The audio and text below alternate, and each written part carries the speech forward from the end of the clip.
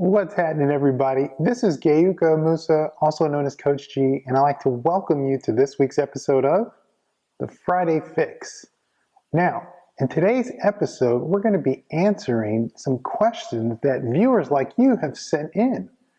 And if you want to send in questions that you'd like to be answered in future episodes, there's two ways that you can do that. The first is that you can place a comment right beneath this video. Now, the second is that if you're on our website at humancipate.com, you can click on the Contact Us link across the top and fill out the form and send us your question that way. So, to get to today's questions, the first question we have is from Maisha. And Maisha asks a question, is love an emotion, an action, or both? And why? Maisha, that's actually a fantastic question. I did a little research and it turns out that in 2012, one of the most Googled phrases on the entire planet was the phrase, "What is love?" So the question that you pose here today is one that so many of our fellow citizens of Earth are seeking the answer to. People want to know what love is. And here's what love means to me. To me, I think that love is definitely an emotion and definitely an action, but I think it's even more than that. I think that love is really almost like the single word definition of humanity. It's really the essence of who we are as human beings. And I think that love is what we do. So it is so much an action, so much an emotion, but it is really kind of the totality of our innards. It's really who we are and what we exist to do.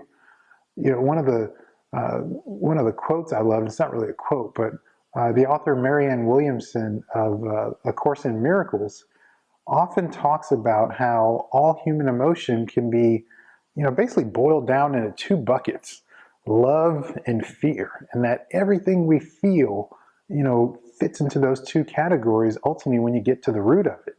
So I think that love is really kind of core and essential to who we are as human beings. Now, you may agree with that, Maisha, you may disagree, and frankly, it really doesn't matter. What matters, and what I want you to really focus on, is what does love mean to you and what does it mean to your partner? Because so often there are times when the key words in our relationships, sometimes we have different definitions of those. Sometimes the two people in a relationship have different definitions of those key phrases, those key words, those key terms. Words like intimacy, words like commitment, words like marriage, words like love.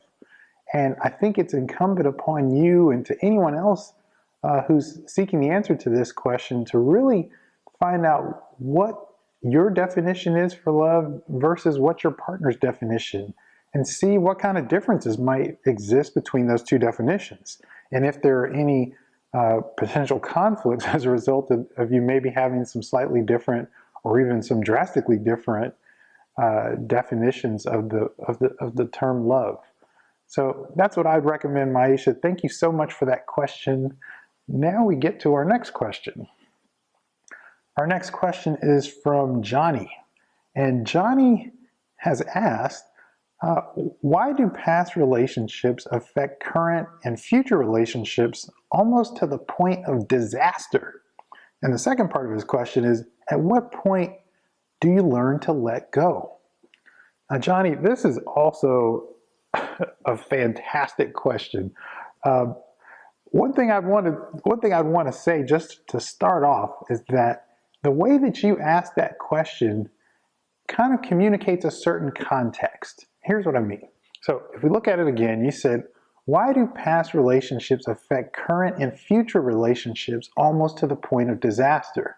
And that part, almost to the point of disaster, that's one possible outcome, but that's not necessarily guaranteed. What we have is an opportunity to choose our context for how we're going to look at what's happened to us in a past relationship, look at what we've experienced. So here's an example. About 6 years ago, I went through a divorce, and my former wife and I had been married for 9 years, and we got to a point where things just weren't working for us, and we ultimately decided to end our marriage.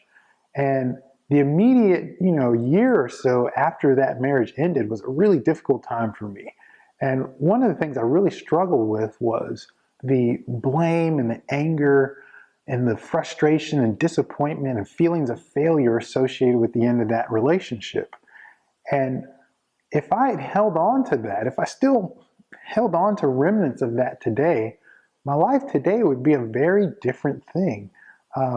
The relationship I have with my daughter would probably be different. The relationship I have with her mother and the choices that we make together about how to raise her would likely be very different.